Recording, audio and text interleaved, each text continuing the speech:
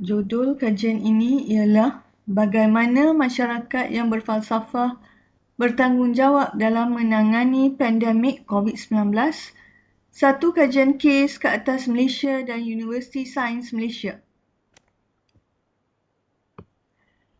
Pandemik merupakan penyakit menular yang menimpa dalam ruang liputan yang luas. Ia tidak terbatas kepada mana-mana kumpulan individu atau masyarakat.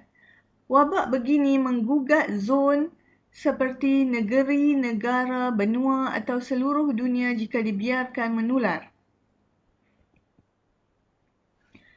COVID-19 melanda seluruh dunia yang asalnya bermula dari kumpulan kes radang paru-paru virus yang tidak diketahui punca, yang dikenal pasti di Wuhan. Menanganinya merupakan tanggungjawab setiap lapisan masyarakat yang boleh dikupas dari segi peranan individu, ibu bapa, media massa serta kerajaan.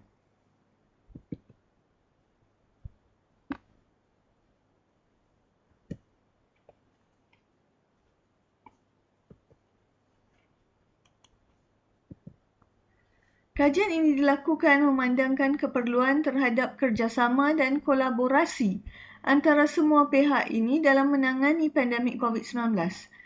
Cara-cara menangani peralihan pandemik kepada endemik selaku masyarakat yang berfalsafah di samping era pasca COVID-19 yang akan datang tidak lama lagi apabila gelombang keempat melanda Malaysia dan dunia adalah perlu. Makna tanggungjawab menurut falsafah.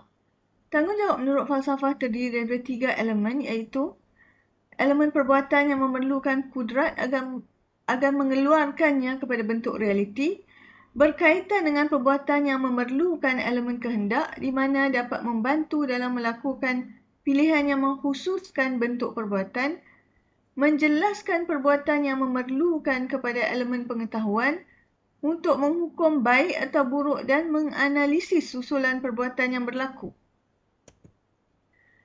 Masyarakat bererti sekumpulan manusia yang hidup bersama-sama di suatu tempat dengan aturan dan cara tertentu. Anggota sesebuah masyarakat terdiri daripada individu, keluarga dan kumpulan-kumpulan kecil. Istilah asal masyarakat secara etimologinya berasal daripada perkataan Latin sociata yang bermaksud teman atau rakan kongsi. Menerusi konsep masyarakat ini, seseorang individu yang merupakan ahli masyarakat yang bertanggungjawab akan mempunyai nilai autonomi yang terhad. Hal ini kerana dalam sesuatu isu atau perkara yang melibatkan kesejahteraan awam dan orang di sekeliling, menjaga keamanan merupakan nilai murni utama yang disarankan dalam hidup bermasyarakat berbanding memenuhi kepentingan diri sendiri. Oleh itu, hidup bermasyarakat itu lebih utama dari hidup bersendirian dan kepentingan umum perlu diutamakan. Kaedah penyelidikan perpustakaan, carian melalui internet, soal selidik. Ini adalah informan kajian iaitu pelajar Universiti Sains Malaysia. Peranan individu. Melakukan saringan di pusat-pusat kesihatan sama ada di klinik atau hospital bagi mereka yang telah berkunjung ke tempat-tempat yang berisiko tinggi berlakunya jangkitan COVID-19. Sentiasa mengamalkan kebersihan dengan bersungguh-sungguh seperti yang telah disarankan oleh para doktor dan pakar-pakar kesihatan. Tidak bersentuhan dan bersalaman antara satu sama lain dan juga mengelakkan diri daripada menghadiri sebarang bentuk perhimpunan yang melibatkan orang ramai yang boleh mendedahkan diri kepada jangkitan virus COVID-19. Peranan ibu bapa. Belajar mengenai aspek teknikal pembelajaran anak-anak, kemahiran menggunakan media baru dan media digital. Mengawal pergerakan anak-anak, memastikan kelengkapan mematuhi SOP adalah sempurna. Menghadkan dan mengatur pergerakan keluar rumah keluar jika berkepentingan sahaja. Peranan media massa. Kecekapan dalam menangani COVID-19 menggunakan media komunikasi elektronik maupun dalam talian amatlah penting dalam menyampaikan maklumat COVID-19.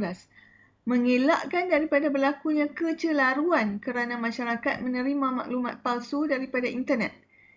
Media massa, terutama media arus perdana, wajar memainkan peranan utama dalam penyebar luasan maklumat dan mendidik masyarakat. Peranan kerajaan memperketatkan kawalan pergerakan dalam negeri, antara negeri, keluar negara dan kemasukan dalam negara. Menaiktarafkan sistem perkhidmatan kesihatan, sistem perhubungan dan transportasi serta perdagangan yang mantap dengan memperbanyakkan fasiliti-fasiliti tersebut yang dapat digunakan untuk menangani COVID-19. Menguatkuasakan undang-undang dengan mengenakan tindakan kepada individu yang melanggar garis panduan dan operasi standard SOP supaya masyarakat lebih peka dan berwaspada dalam menangani COVID-19. Cara menghadapi endemik selaku masyarakat yang berfalsafah. Individu yang berfalsafah hidup secara harmoni dalam kalangan masyarakat setempat. Setiap pilihan dan perilaku individu dalam masyarakat memberi kesan kepada masyarakat dan ia melibatkan kesejahteraan orang di sekeliling. Antara peranan penting ahli masyarakat yang bertanggungjawab, mendaftarkan diri untuk vaksinasi, mendorong kepada capaian kelompok imuniti, menyesuaikan diri dengan cara hidup selari dengan peralihan fasa pandemik ke endemik. Cara menghadapi endemik selaku masyarakat yang berfalsafah. Majoriti responden berpendapat bahawa mencapai kelompok imuniti itu penting dalam menyesuaikan diri bagi menghadapi fasa endemik kelak. Majoriti bersetuju bahawa mengubah cara hidup bersesuaian dengan keadaan semasa seperti menyesuaikan diri bagi menghadapi fasa endemik itu penting bagi kesejahteraan hidup diri sendiri dan orang lain. Majoriti responden tidak dapat menerima falsafah individu yang tidak mahu menyesuaikan diri kerana individu tersebut tidak menjalankan tanggungjawab yang sepatutnya tanpa sebab yang kritikal. Cara Universiti Sains Malaysia merealisasikan kehidupan pelajar. Memperuntukkan dana COVID-19 USM. Peralihan kepada pengajaran dan pembelajaran atas talian. Menangani secara fokus kesejahteraan mental pelajar walaupun ada masalah-masalah dan gejala-gejala yang tidak dapat ditangani. Cara merealisasikan kehidupan pelajar Universiti Sains Malaysia. Berdasarkan kajian Profesor Dr. Muhammad Roslan Sulaiman, golongan pelajarlah paling terkesan dan tekanan yang dihadapi telah memaksa mereka ke jalan buntu dan kesan yang paling teruk ialah kematian. Menurut beliau, kesejahteraan mental tidak wajar diketepikan di mana golongan pelajar perlu diperkasakan dengan ekosistem dan sistem sokongan kondusif agar dapat menjalani kehidupan serta sesi pembelajaran dengan sejahtera. Peranan pelajar amatlah penting dalam merealisasikan kehidupan mereka sendiri dalam fasa pasca COVID-19.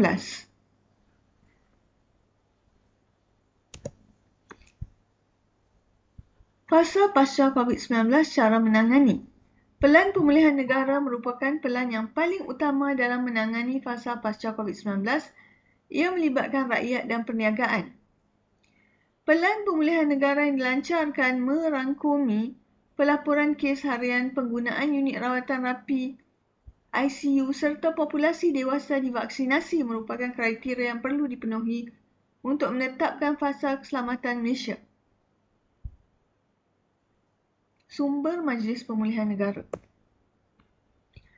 Fasa pasca COVID-19, cara menangani lagi, terdapat 4 fasa dalam pelan pemulihan negara yang merangkumi SOP yang perlu ditaati rakyat iaitu fasa 1, 2, 3 dan 4. Setakat ini, kajian ini dijalankan pada bulan Disember 2021 hanya Kelantan dan Sarawak yang masih kekal dalam fasa 3 pelan pemulihan negara dan terdapat beberapa SOP yang perlu ditaati rakyat. Kini semua negeri berada di fasa 4 di mana rakyat dibenarkan beribadah berjemaah menjalankan kegiatan sosial pada kapasiti 50% dan merentas negeri.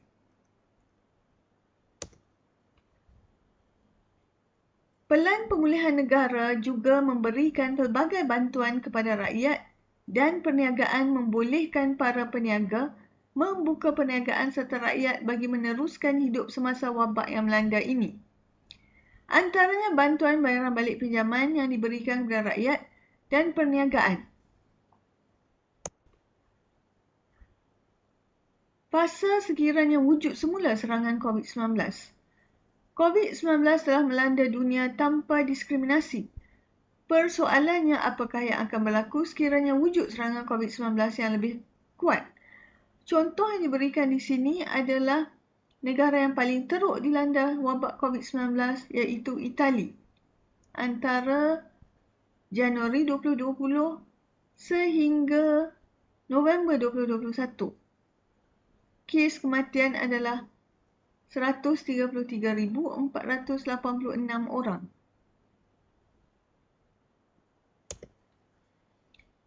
Negara-negara yang dilanda kes kematian begitu tinggi adalah disebabkan oleh pelbagai jenis strain yang telah bermutasi sejak penemuan pertama di Wuhan.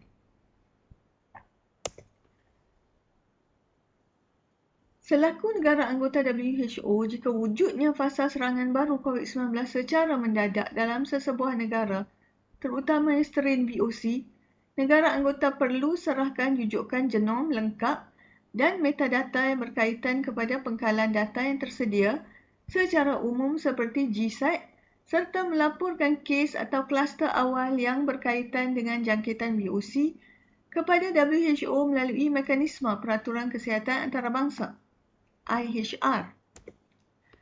Jika kapasiti wujud dan dalam penyelarasan dengan komuniti antarabangsa, negara anggota harus melakukan penyiasatan lapangan dan penilaian makmal untuk meningkatkan pemahaman tentang potensi kesan VOC terhadap epidemiologi COVID-19, keterukan keberkesanan, langkah kesihatan awam dan sosial, kaedah diagnostik, tidak balas imun, peneutralan antibodi atau ciri lain yang berkaitan.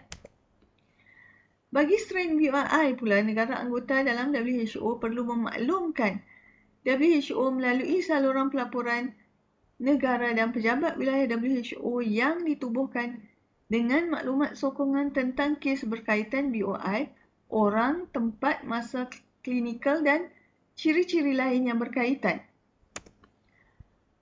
Namun begitu, berdasarkan kajian, mekanisme IHR nampaknya tidak berjaya dan objektifnya untuk mengawal penyebaran ancaman kesihatan awam yang teruk sambil mengelakkan gangguan yang tidak perlu terhadap lalu lintas dan perdagangan antarabangsa dalam pandemik COVID-19 ini. Pengamal swasta dan pengerusi Persatuan Perubatan Afrika Selatan Dr. Angelique Coetzee berjaya mengesahkan dan melaporkan strain Omicron yang terdapat di kliniknya yang mempunyai simptom yang berbeza daripada varian Delta yang dominan pada 18 November. Berdasarkan podcast WHO yang dijalankan antara Bismita Gupta Smith dengan Dr. Catherine O'Brien, dos penggalak ini diberikan atas 3 sebab. Jika seseorang individu itu tidak bertindak balas secukupnya kepada dos pertama dan kedua. Apabila imuniti individu yang divaksinasi mula berkurangan. Jika prestasi vaksin kurang atau tidak mencukupi. Rumusan penyelidikan. Kajian ini dapat mengenal pasti makna dan peranan masyarakat serta tanggungjawab setiap lapisan masyarakat dalam menangani pandemik COVID-19 di Malaysia. Ia dapat mengenal pasti inisiatif bagi peralihan pandemik kepada endemik penting dalam kehidupan selaku masyarakat dan pelajar-pelajar USM yang berfalsafah. Cara-cara pelajar USM merealisasikan kehidupan pasca COVID-19. Sebagai pelajar USM, 10% daripada responden mahu mengekalkan kelas secara atas talian, 16% mahu kelas secara bersemuka. Respons bercampur di mana responden berharap untuk diberi masa yang secukupnya bagi menyesuaikan mental dan fizikal dengan fasa peralihan pandemik ke endemik. Responden berfungsi peranan mereka dalam menangani pandemik selain mematuhi SOP. Mendapat suntikan vaksin, menjaga kebersihan diri, mengurangkan perjalanan luar rumah, peka dengan info sahih terkini COVID-19, melaporkan diri jika terkena simptom-simptom COVID-19. Di sini dapat kita lihat bahawa pelajar USM dapat memberi kerjasama yang baik dalam proses ini.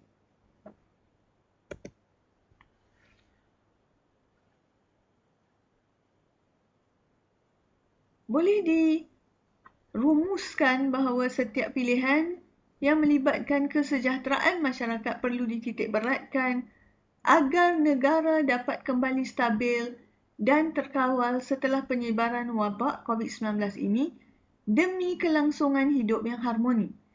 Para pelajar universiti yang kian menjadi ahli masyarakat yang dewasa dan bertanggungjawab, penekanan harus dilakukan terhadap kelakuan dan sikap mereka dalam menghadapi fasa COVID-19 dan fasa pasca COVID-19 kelak. Setiap lapisan masyarakat juga mempunyai peranan masing-masing dalam menghadapi serangan COVID-19 mengikut keupayaan dan kemampuan setiap individu demi kesejahteraan hidup sebagai masyarakat yang berfalsafah.